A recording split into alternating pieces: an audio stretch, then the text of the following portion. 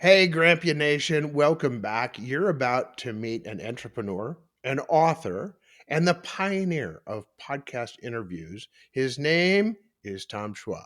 Stand by. In 2013, I coined the name Grampian, and I gave it to your host, Jim Tracy. Hey, Tom, welcome to the Grampian. How are you, man? Jim, I am thrilled to be here, excited to talk with you and let the world listen in. Awesome. I hear all these, lots of folks come on this thing. I love entrepreneurs. I love authors. I love pioneers. They're usually full of arrows, but but I also love veterans. We're going to get into that a little bit. But where do you hail from? Where'd you grow up? Tell us a little backstory on Tom. Well, I grew up in the western suburbs of Chicago, a place called St. Charles, and it was like the Mayberry lifestyle, right? I'd never been more than probably 100 miles away from home. Hmm. And then when I turned 17, by the grace of God and a clerical error, I got into the U.S. Naval Academy, Oh, graduated from wow. Annapolis. By the time I was 18, I'd been Uh-huh. around the world, and my life changed Wow. because of that.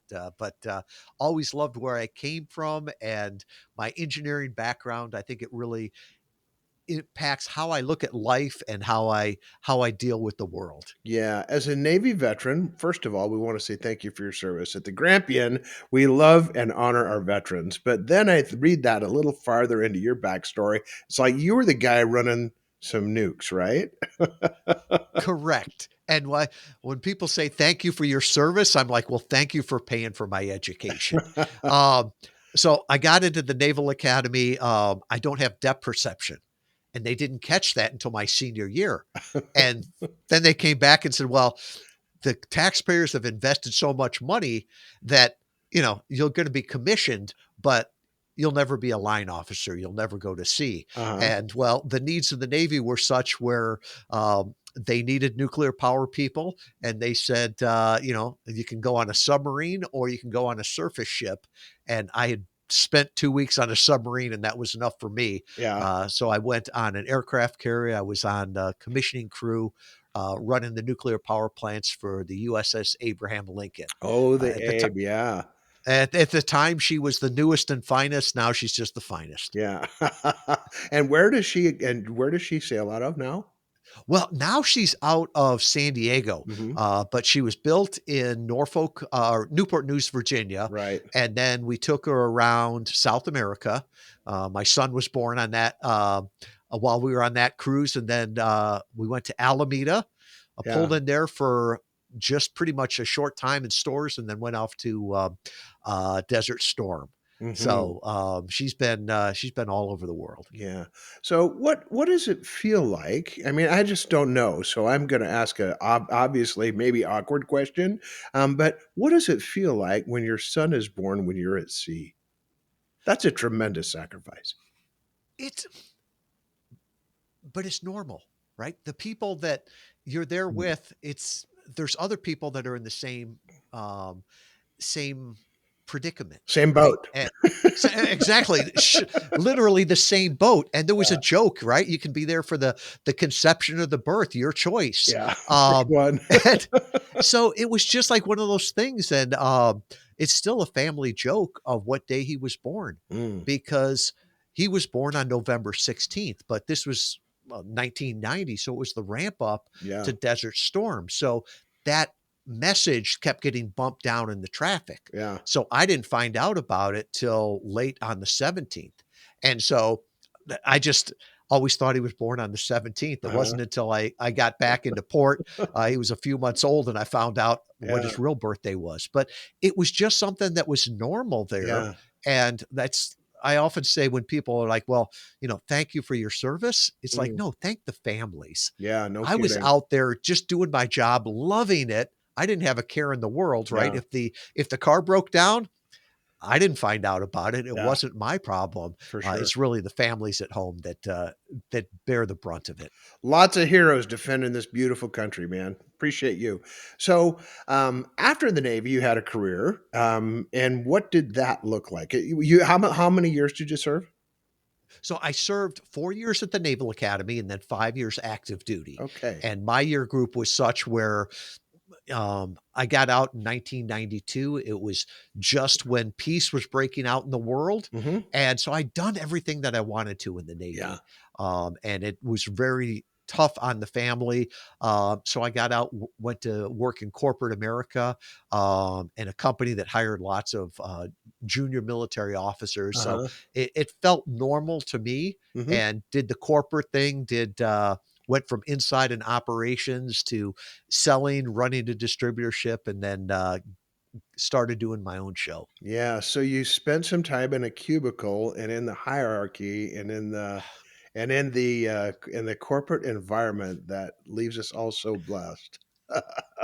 Um, it's funny that you say the cubicle there because I was inside, company was Stryker, right? Great medical device company. Uh-huh. And in 18 months, I had gone from a manufacturing engineer to production supervisor, distribution manager. I had this great career, but Jim, it was killing me, Mm, right? Um, if you didn't work in the same building as me, um, live within 100 yards of my house, mm, or go to the same church I did, I pretty much didn't know anybody. It yeah, was worse than being on a ship, yeah. right? And I'm like, this is killing me. I've got to go out. And at that time, from the operations side, I'd get to go out with sales reps every now Mhm. and then. Yeah. And it was so much fun. They were in surgery with the orthopedic surgeons. Wow. And I'm like, this is what I want to do. And they're like, no, you can't go from the inside to the outside. Engineers can't sell. And Uh-huh. so I proved them wrong. Alright. And so how long would that career last for you? So I was with Stryker for about, well, inside for 18 months, and then I was selling for Mm. about a decade. So I Oh, wow. sold and then was the manager for that. And Awesome. it ended toward the end. I was the distributor for the state. And at that time, I'm like, oh, I think I've got, my own business here. Uh-huh. And then they decided to go direct and buy a lot of the distributorships back. Uh-huh. And that's when I realized that I had one customer, and then I really got into entrepreneurship. And that entrepreneurial itch is, something that you absolutely have to scratch, isn't it? Oh, it is. I always think I was fighting it, right? When I Yeah. was young, um, I had all these jobs, right? I could have anything in the world that I wanted as long as I made the money for it, Mm. right? So if it was shoveling snow, if it was mowing lawns, if it was hiring friends to mow the lawns with me, Yeah. that made even more money. Or caddying at the country club. Yeah. There was always something that I was doing, and my dad, God love him, he wanted me to have a great future, and he always looked at stability came from a company. Right Yeah. when I left the Navy, he called me a fool. He's like, all you've got to do is another 15 years and then you can retire. And I'm like, Dad, my marriage won't last another deployment. Yeah. And then when I left um, corporate America, or at least inside, to go sell on straight commission, he told me, well, he called me a dang fool or words to that effect. And he's like, You've got a mortgage, you've got kids, you can't keep doing this. You've got to Yeah. settle down." And I'm like, "No, this is what I've got to do." And Yeah. he lived long enough to say that it was the right thing for me. And I had a similar experience with my parents, but my mother-in-law, she actually told my wife, and we weren't famously close, but she told my wife when we were about to get married, "You know, it's a good thing that he can be in sales because 'cause he'll never need to look for a job very far." And I was like, "Oh, okay." But that entrepreneurial itch has got to be scratched. Some people tell me that entrepreneurs are born. Some people tell me that they're made. I think it's entrepreneurs are born and then they're refined. And they're refined by difficulties and challenges and fire and so you were the founder of Interview Valet. You are the founder of Interview Valet. I am. What do they do? So it's always I always take a step back of what problem do we solve, right? Okay, And today, I perfect. think the biggest problem that businesses have is how do they build trust with their ideal clients, right? Mm, For years, people are like, how do you break through the noise? And everybody was just making noise. yeah, And really it's trust, right? We work with people we know, like, and trust. yeah. And that comes from conversations. Mhm. And so when we started 10 years ago, my hypothesis was that you could build that trust by going on other people's stages Yeah, and being introduced by them, so that you got that transfer of trust. People got to hear you. You could have the conversations. So Interview Valet is an agency that does that. We work with thought leaders, professionals, a lot of category designers, mhm, nonfiction authors to find the ideal podcast, yeah, to help them get on the podcast, to craft the message. And then, this one client said, you let me be the guest and you take care of the rest. And I yeah. was like, oh, that's good copy. I'm taking Hey, that. man, that's So we've got valet, right? exactly. We've got a team of 20, all remote. We've been remote since the very beginning, in the US. About 2/3 of them are military spouses. Yeah, that's awesome. So you arrange for your guests to be on podcast where you literally target the podcasts that are gonna do them the most good. I'd even step back and say we target the audience, Okay. and then we look at the podcast, Alright. right? Because um, when we first started out, it was podcast guessing, right?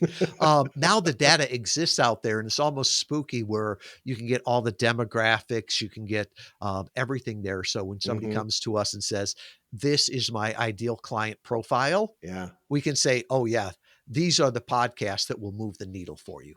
Yeah, that's cool, and that data is so current and so fresh. You can literally make decisions on the run. You can, and then it's also refining it. Yeah, So if you do it the right way, you know what results came from each podcast. I can think yeah. of a client that we had, Craig Cody. This guy's got more personality than any CPA you've ever met. He's a retired New York City detective, Okay. and um, he was basically wanted to diversify. All of his clients were brick and mortar on Long Island. Mhm. And he came to us and said, I want 50 different clients in 50 different states in 50 different industries. And so, Jim, originally it was like we're throwing darts at a dartboard, and then we get him on a dental podcast and we look at the data, and it was like fish in a barrel. Yeah. And we took it back to him, and he's like, "Oh yeah, I've already signed up a couple of clients from that, and I've got a couple Oh more my. conversations." So for the next 6 months, all we did was dental podcasts. Long Uh, Island dental Long podcast. Island, yep. That's awesome. What a great story. So, you started Interview Valet, and it's you and an idea. So take us to the first challenge. What did that look like? Uh,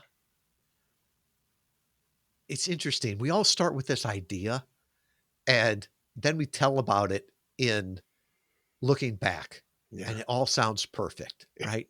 So my idea, I had started a company. It was HubSpot's first e-commerce case study. We built it up, we sold it off, and I was in a mastermind group down in Nashville. And people said, "Well, how'd you grow your business?" And I'm like, "Well, back then we used guest blogs, right? That's how we tapped into it. But by 2014, blogs weren't working anymore. Yeah. So that's when I hypothesized that you could use podcast interviews. Yeah. So, as any engineer, here's my hypothesis. Here's how we're going to test it. Mhm. Well, it worked really, really well. And people are like, "Oh, you should start an agency and do this." And I was like, "Oh, I have friends that run agencies. That's a lot of work. Let me just do this cheesy little PDF, and then I'll show people how to do it." Yeah. And people weren't using the PDF. So somebody in the mastermind said, "You have to do a course on this." And so, Jim, I did a course. I never took it out of beta. Every 2 weeks, I'd up the price on it and I'd refine what I was doing. Uh-huh. And the people that were honest with me came back and said, listen, I don't want to learn how to do this, right? Can you just do it for me? Just do it for And me. one of them actually bought bought the domain interviewvalet.com and said, this is what you should call it. And here's the domain. And so we started it. And that first, I'd say that probably first 3 years, I give my elevator pitch. I was so excited. Yeah. And afterwards, people would look at me and go, what's a podcast? I Oh, was like, you my. talk about a pioneer with a lot of Oh, arrows. yeah. Um, I was like, I'm way too early on this. Yeah. But with time, we got the data, we figured out the systems. And then about the time that podcast started to be able to be downloaded directly to your phone, Mhm. about 2018, Mhm. 2019, podcasting took off. Yeah.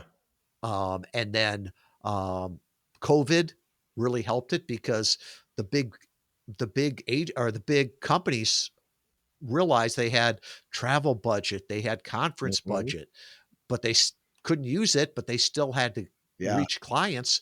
So they started coming in, right? And then about 2014, the end of 2014, or I'm sorry, 2024, it became clear that AI was listening to the podcast. Uh-huh. And that's when they really became very, very powerful. Yeah.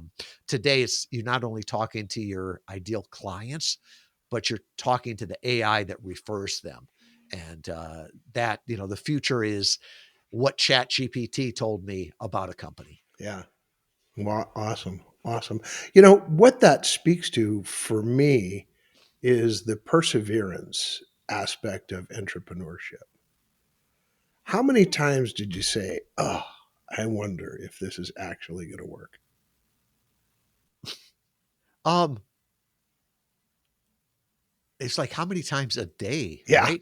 The ups and downs can go by the day, but I think maybe that's a blessing or a curse is my wife calls it forgetting to give up. Yeah. I forgot to quit. Nice. And that perseverance, I see so many people give up too early, right? They'll call themselves serial entrepreneurs, right? And they've Yeah. started, 50 businesses in the last decade. Yeah. And it's like, well, that's like if you started 50 families in the last decade, you wouldn't be proud of that, right? Yeah. You just abandoned them. And I think back of when I was selling, one of my best clients, Dr. Bob Schaefer, uh, gave a weird compliment to one of my sales managers. He said, I didn't know if Tom was the most persistent sales rep or the stupidest. Yeah. And my boss is like, well, what do you mean? He's like, he just kept coming back. Yeah. He just kept coming back all the time with a new idea, a new solution. And he said, after about 18 months, I felt sorry for him. So I threw him a bone. Right. Yeah. And he did such a good job on that. And it encouraged him. So he had more and more solutions. Now, fast forward probably 18 months after that, um, that was a multi-million dollar account. Yeah. And so many other people would come in and work it hard for, 2 or 3 months and think, oh, this will Hold never up your work. tent and go home. Tom owns this. And you earn that business. That's what people don't really understand. Your perseverance is what earned that business. And then you came in and you said, "Hey, I'm going to solve your pain point." And then he goes, "Wow, I've got more pain points than that." And all of a sudden, you've discouraged all the new wannabes that are coming in your trail. Yeah. One of our clients, and I learned so much from our clients, guy by the name of Eddie Yoon. Uh, Eddie wrote a book called Super Consumers through Mm, Harvard Business Review. And he looks at the world as missionaries and mercenaries. mm, And so he told me, you're a missionary. And I'm like, well, what do you mean by that? He's like, you were here at the beginning. You're going to be here at the end, yeah. right? You believe in this. You love it. You go through the hard times, all the rest of this, right? You can make money along the way. Uh-huh. But he said, then there's the mercenaries that come in. And as I look back over the last decade, there's lots of people that have come in and thought, oh, this is the new hot thing. We can make some money here. They come in, um, they leave just as quick, Yeah. right? Flash in the And pan. flash in the pan, and you can sort of see them. These were the people that were the DEI experts, and then they became the crypto experts, Right. and now they're the AI experts, even though Yeah. they can't spell AI. Yeah. There's a beautiful lady from Texas. She's a Canadian, actually. Her name is Krista Haberstock. And she says, you've got to find your obvious advantage. Isn't that true here? It it is, but it's like I can't one of my favorite phrases is what's ordinary to you is amazing to others. Yeah. And I think trying to figure out what your superpower is Uh-huh. can be such a problem because you think everybody knows that. Yeah. It's incredibly difficult. You got to narrow that niche down to what really makes you stand out, stand alone, and stand above. And I think mentors, peer groups can be very, very helpful with that. Um, Coaches can be very helpful. I've even really leaned on AI for that. Yeah. Um, it's amazing.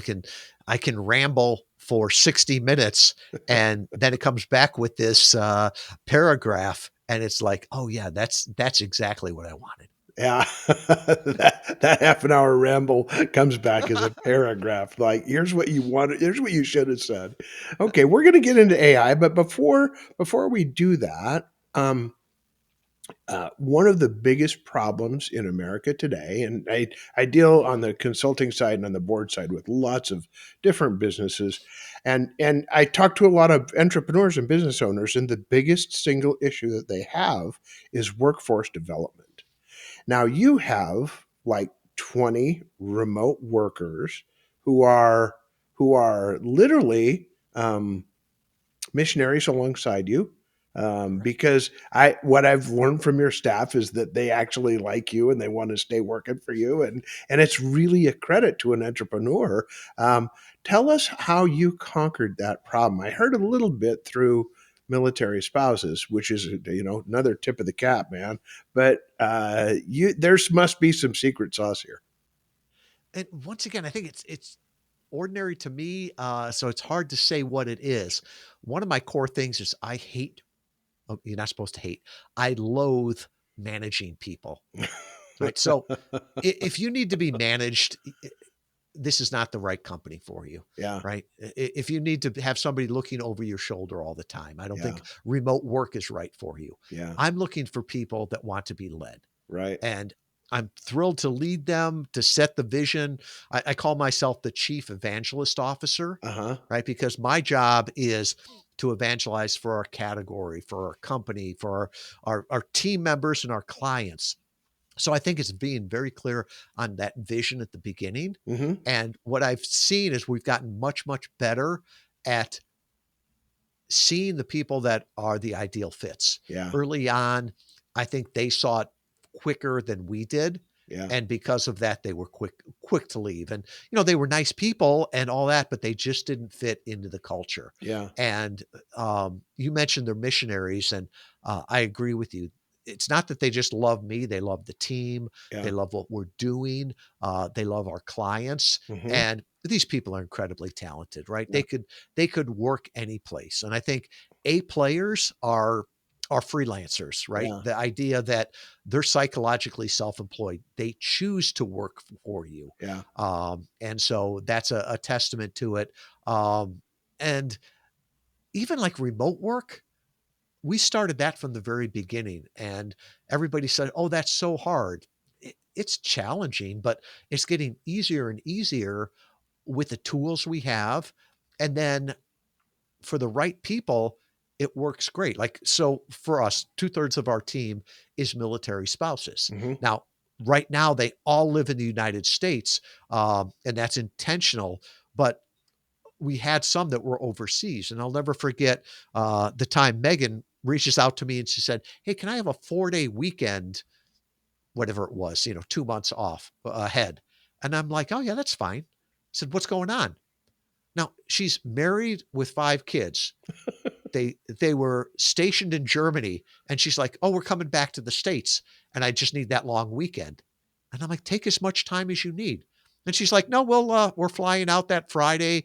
The kids will be back in school by Tuesday. My husband will be back at work. That's long enough. And I'm really Right. good at moving now. Yeah, and just that idea of that flexibility. There's other times where I understand it from being in the service, but when their spouse is gone, and they have extra time, oh yeah, you can have some extra hours, Yeah, right? Your spouse is getting deployed, you know, coming up here, take some extra time off, or they're coming home, right? Well, take some time off yeah. that week, right? So I think it's sort of being like more human and Mm, treating them like individuals as opposed to, some big corporate structure. Like you yeah. had mentioned before, just uh cogs in a machine. One of the things that people often ask me is we grew our company to, and when we got past, I think like 125 or 130 employees, I walked out in the shop one day and there was a guy there I didn't know. And I was like, dude, who are you? And he's like, I work for you. And it actually hurt because I used to know everybody. I knew their wives, I knew their names. A lot of times I knew their kids. And so I started, what I would call a radio show. We called it Legacy Radio, and that's the at the root of this podcast. But one of the things is I wrote everybody a handwritten birthday card, and people asked me what was my most important role or task as a CEO, and I said once a month I sit down and somebody hands me a stack of cards that are pre-addressed, so I don't do all the work myself. I can't take all the credit, but I write something to every individual to say, hey, I'm grateful for either you or this aspect or what you've done or how you impact the team. Or it was a very personal way to say, listen, you matter to me. And I was stunned at what that meant to people and the loyalty that it bred. It was something I'll never forget. The most important job I did as a CEO was write birthday cards. And you won't forget it. They won't either. Yeah. And this idea of, well, people will come back and say, well, Jim, that's not scalable. Yeah. Yes, it Well, is. it may not be scalable, but you know what? It sure is effective. Yeah. And I think today we're getting to this point where everything has got to be efficient, right? In the time that we're talking right now, you and I both could have sent 2 million spam Yeah. emails, right? We could have posted, we could have written 1,000 blogs, right? Yeah. With AI, very efficient, but it's not effective. Yeah. And so, one of my big things is we're all one conversation away, Yeah. because in marketing, people are talking one funnel away, right? Nothing good in my life has ever come through a funnel. It always comes through conversations. There you go. There you go. And the time that we spend here today is going to go out the first week to 10 or 15 or 20 or 50 or 60,000 subscribers. And that works for me. I mean, that's really important that we get to talk to them, that you get to talk to them. I'm going to introduce Exactly. them to my friend Tom Schwab. And that's why it works, right? So many people in marketing talk about, well, you can have quantity or quality. Well, with podcast interview marketing, you can have both, because you get that transfer of authority. The Mm, the host is basically vouching for you, right? yeah. They invited you to be on the stage. You get to talk with people at length, and then you get to do it um, without travel, um, without time away from the office or the family. And like you said, I don't know if this is evergreen, but it's probably like a can of soup, right? It's good for 3 to 5 years, where people are going to be reaching out. Yeah, I don't know that anything that I've ever done over the past years has been not. They just keep growing, and some people find value in the older stuff. Yeah. Yeah. It's I got a call from a prospect. They became a client, and that was last year, 2024. And the first question they asked me when we jumped on the call, they said, "When'd you grow the beard?" And I'm thinking, I grew the beard just before COVID, and they had listened to a podcast interview. It was 2018 with Jamie Masters, a great friend, and they had watched this interview, and I didn't have a beard at the time, right? And so they just assumed that I would never change in my looks. And so I just said, "Oh, I just did it recently." And everything that I talked about back then, was still relevant to him, Yeah, brought him up to speed on what had changed, and we got working. And I can't say that any social media post that I did in 2018 has ever helped me with anything. yeah, But those conversations, people continue to find those. yeah. And podcasts are powerful, but I got to dive into this AI thing because I struggle to spell AI. Um, not really, but let's start this way. There's ChatGTP, there's Grok, there's Gemini, there's you fill in the blank. Um, can you rate those for us for what you do? Boy, if I rated them today, the ratings would change tomorrow, Okay. right? Because I was really big in we we run on Chat GPT, right? Mhm. That's our primary one. We also Number use a four, lot of ChatGPT 4, right? Isn't it Chat 4 GPT. now? It's five now. Oh, it's 5. See, I'm backwards. Yeah, Or and slow. um, we do a lot with Claude. Mhm, Gemini just came out, mhm. and that's amazing, right? Okay. Grok, right, pulls all the social media there, and to me, I don't think it's so much about the tool, right? Mhm. Because they're always going to be changing, right? Yeah, One's going to be better than the other one. Um, it's like, which car is the best? yeah. Well, if you don't know how to drive, all of them are useless for you. So Yeah, for me, it's more the questions you ask, the mhm. curiosity, Yeah, that ability to always be looking and learning. And that's why I say that um, I am more inspired by my grandkids than anybody else in business yeah, because they'll continue to ask those questions. Well, why? yeah, Well, why? And they're not tied to, well, we can't do it this way or we don't do it this way. They'll just go out there and sort of pick it up, play with it, figure out how it works, and they'll make it work, right? yeah, Without going to a course or reading a manual on it, right? yeah. And so I think that's that curiosity is what's going to keep me relevant in the future. Sure. Not necessarily that, I think of it that I actually know how to program in BASIC and Fortran, Yeah. right? And that would not get me any job I'm today. sorry. Maybe it's I like hope you maybe I don't could give. remember it. Oh, I probably don't, but, those were the languages I knew, Yeah, and now it's like, they're so archaic, yeah. but the idea of if you know how to think through programming, Mhm. right? If you know how to think through the steps, you can apply that other places there. Sure. So to me, it's not so much the tool, but understanding how to use them. Yeah, and one of the things, like, when I go in and do consulting with a company, I always get this feedback, "Well, you just keep asking deeper probing questions." Isn't that really the secret with these AI tools as well? How does that work? And yeah, it's that idea of the answers are all there, but are you asking the right question, right? If you ask a stupid question, you'll get a stupid answer. Yeah, Or if you ask an incomplete question, you might get an incomplete answer. yeah, So I think it's that idea of asking that question and then drilling down on the answer, yeah. right? That tell me more.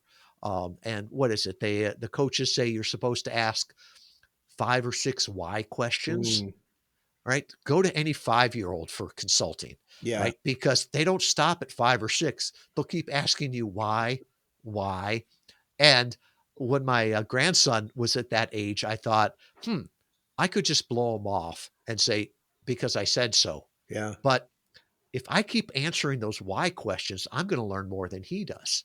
yeah. And so I think it's that curiosity, and it's also this idea of the beginner's mindset, um, of that sometimes when you know all the answers, it can work against you because Mhm, you forget the obvious things. yeah, So coming at things with a beginner's mindset, and then also um, just this idea of something new, something to play with, mhm, right?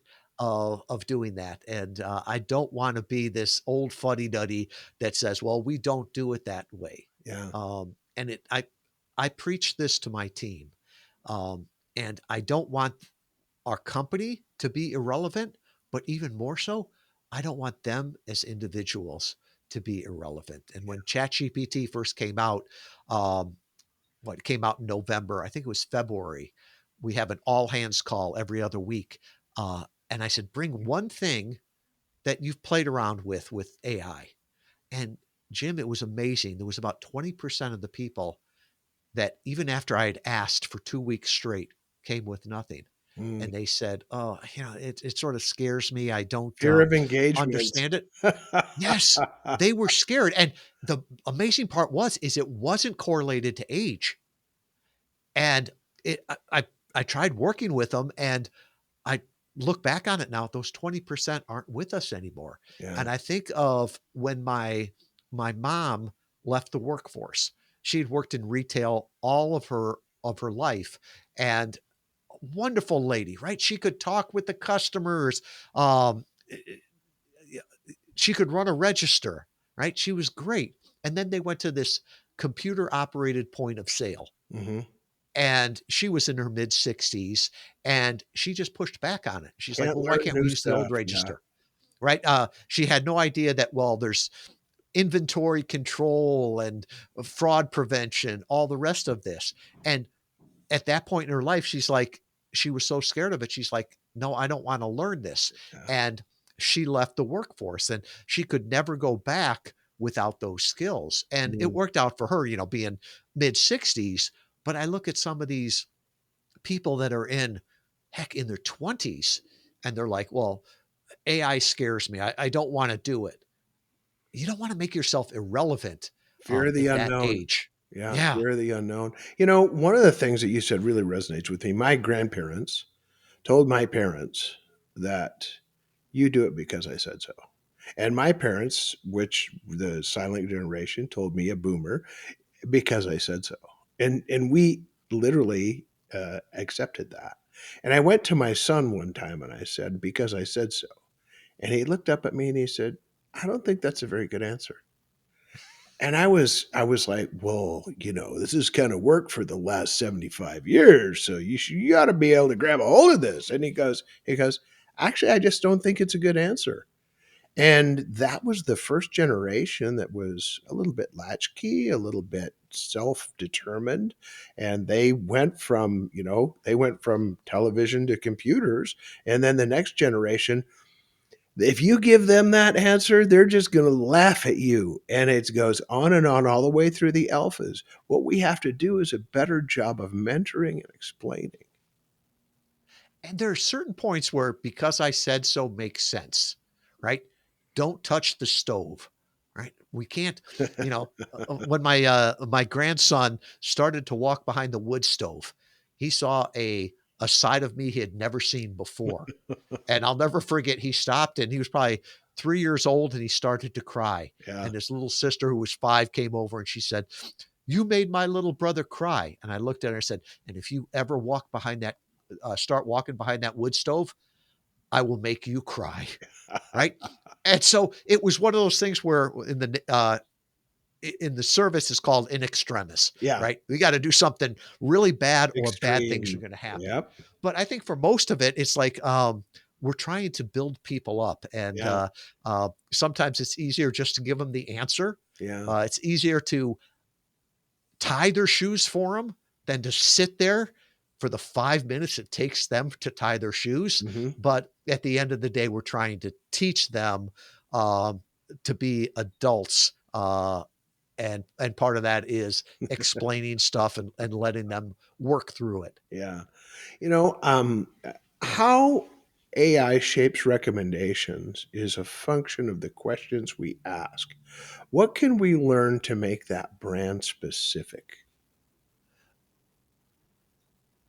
I would say the questions we ask and the information we give it. Mm. So that's one of the things that we have learned with our clients and our experience is, as you're feeding it this information, And remember, it's reading everything out there. It's listening to all the podcast interviews. Be very clear in who you are, Mhm. what you do, what you believe in, Yeah. because AI is not going to give you, hey, here's the 100 best, you know, podcast interview marketing agencies.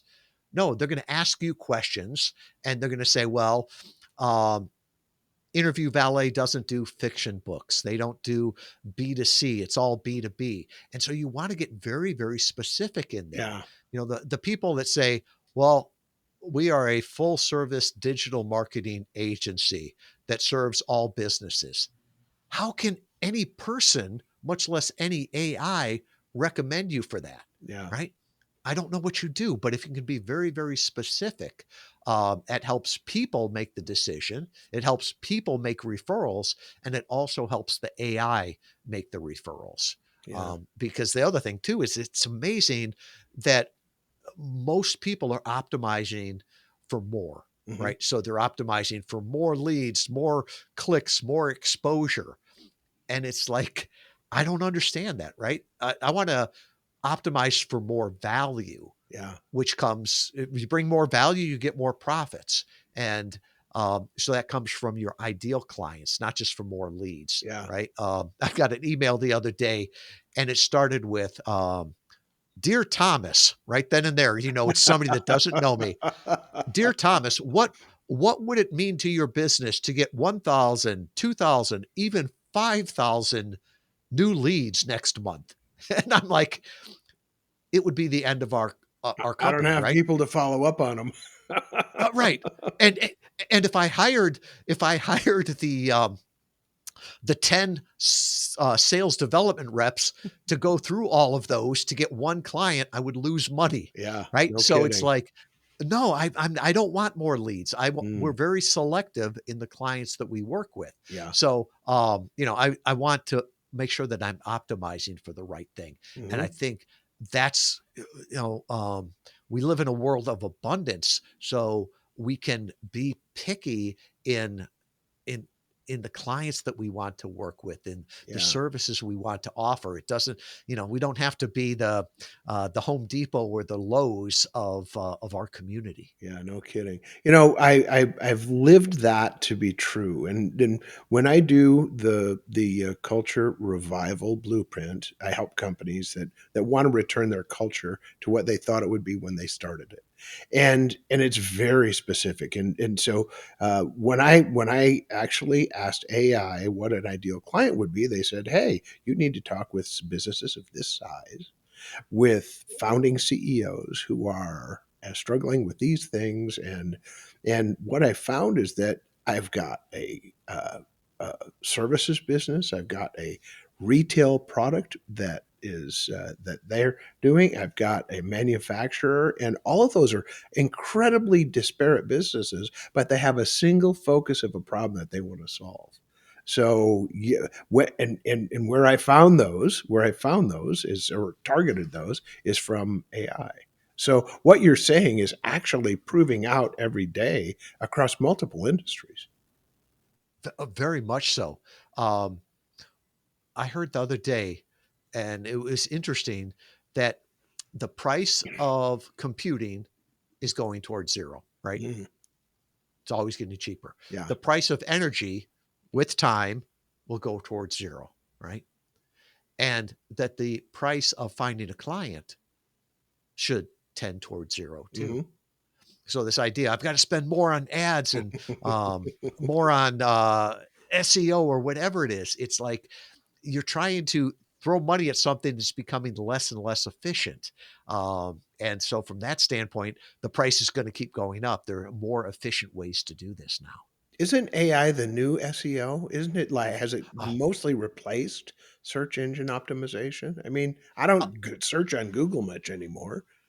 it depends who you ask, right? If somebody is selling SEO services, no, SEO will be around. Just the Yeah. same way if somebody was selling yellow pages Yeah. in Y2K, Yeah. they swore yellow pages would be around Help forever. wanted ads Exactly. in the And I think newspaper. I, I I think the majority of people are still using SEO, but is that the majority of your clients, Yeah. right? Because you look at it and say, for us, our clients are, business owners, right? They're more educated, they're more affluent. Mhm. Those people have already gone Yeah. to to a to AI, right? So the masses may still be with SEO, but you're not trying to target the masses there, Yeah. right? Does advertising on daytime television between soap operas still work? Yeah.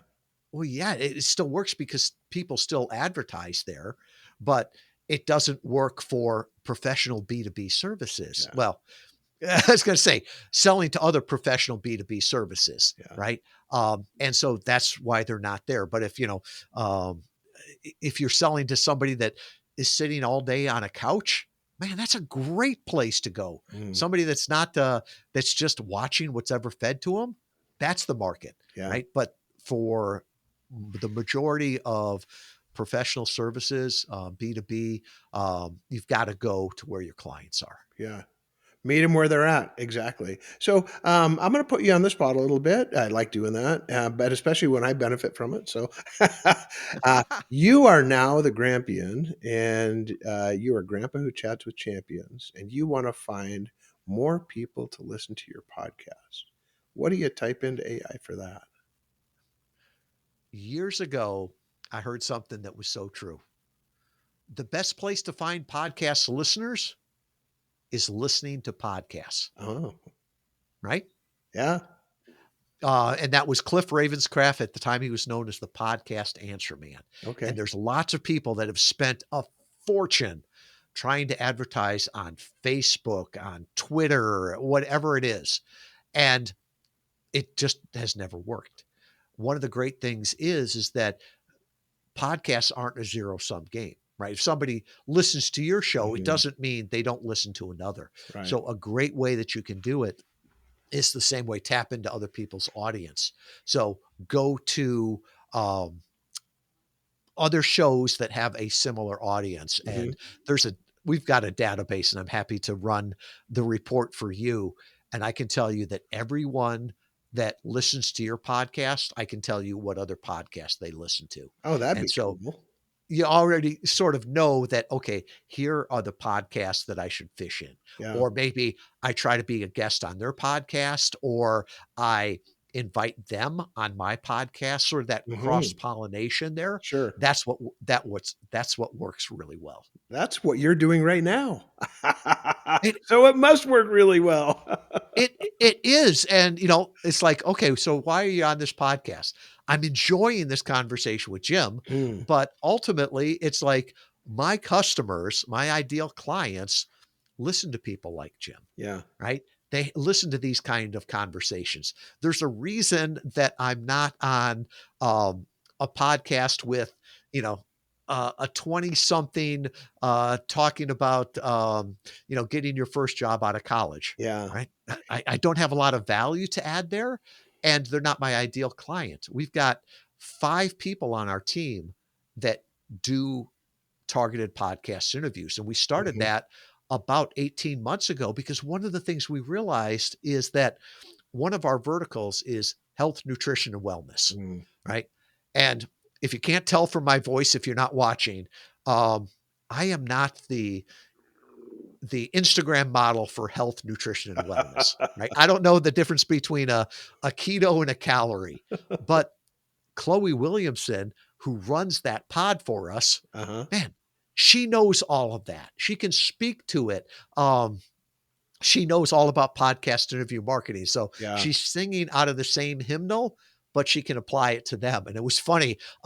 Once that she started doing the interviews, about 3 months later, we started to get leads and clients Uh-huh. a lot more in the health, nutrition, and wellness Oh, field. wow. And Sure. you know, and I would take the initial sales call. I always take all of them, and people would bring up, um, "Do you know Chloe?" And it's like, yes, I know Chloe. And, if you work with us, you may even get to work with her, Yeah. right? Because to them, Chloe was the celebrity. Yeah, the answer person. Wow, that's really a cool story. So we're gonna have to start landing this airplane pretty quick. But one of the questions I have, I've got an audience that's like really, I mean, the younger folks listen to the Grampian. I'm not certain as to why. I think they derive benefit from it, or they wouldn't listen. But I think that long form conversations with people where you just get to sit down. As you can probably tell, there's not a lot of scripting that goes on in the Grampian. We just like sit down, and it really is Grandpa Chats with Champion. I view you a champion because you're a pioneer who actually did it. You made it. But why are long form conversations more effective than, say, I did a podcast recently. It was really cool, really fun, called 12-Minute Conversations. He held it to 12 minutes. That's his demographic. That's his sweet spot. I get it. He's doing a great work, but that's not me. And so I listen to long form conversations. I listen to, and I think they outrank some of these other shorter stuff. Why is that? Uh, I think the word is conversations there. And like Mm, we'll call these, is this a podcast interview? No, it's a conversation. Because to me, that interview is like, oh, I've got these scripted questions, and that's the journalism stuff.